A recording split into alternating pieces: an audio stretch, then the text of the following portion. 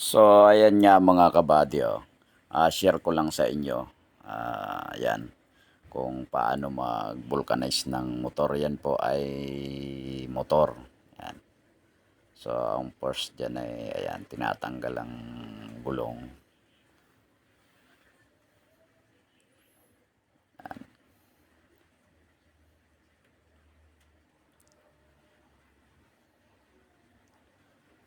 Yan ang kaganda mga kabady sa vulcanizing kasi kumpleto ng gamit. Yan.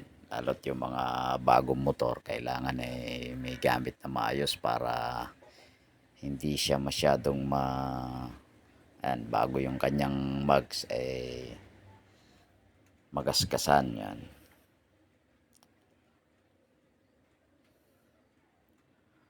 So ayan nga at nire-ready ng ating kabady. Ayan. Natanggal ng gulong mga kabady.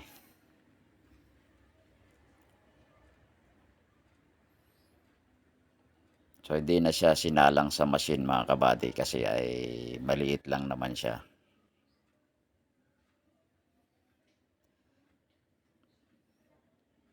Di na siya inano dun sa pinaka para ipo ang bali. Yan, binuka lang siya mga kabady konti. Di na siya yung sinalang talaga dun sa machine.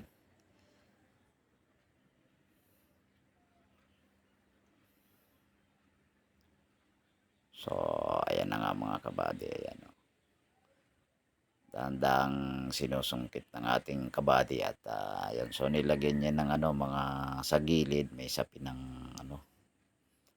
ang gulong para hindi masugat ang o magasgasan ng mugs.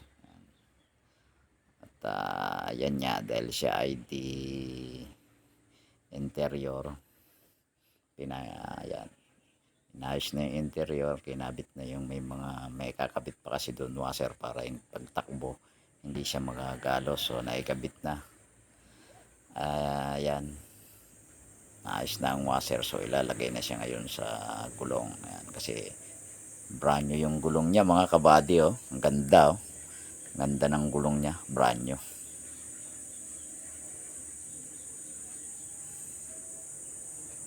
Ayan.